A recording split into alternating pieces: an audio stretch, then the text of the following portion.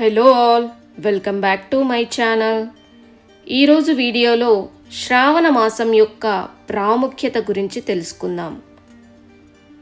శ్రావణ మాసం హిందూ క్యాలెండర్ ప్రకారం అత్యంత పవిత్రమైన మాసం. ఇది జూలై చివరి భాగంలో లేదా ఆగస్ట్ మొదటి వారంలో మొదలవుతుంది.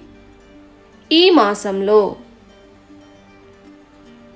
ప్రతి సోమవారం శివునికి ప్రత్యేక పూజలు చేస్తారు. దీనిని శ్రావణ సోమవార వ్రతం అంటారు. మహిళలు శ్రావణ శుక్రవారం వ్రతాలు చేస్తారు. లక్ష్మీదేవిని పూజిస్తారు.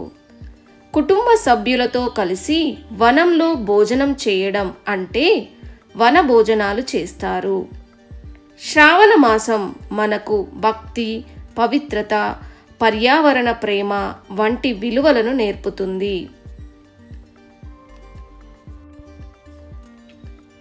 మంచి ఆహారం, మంచి ఆలోచనలు, ధార్మికతకు ఈ మాసం గుర్తింపుగా ఉంటుంది.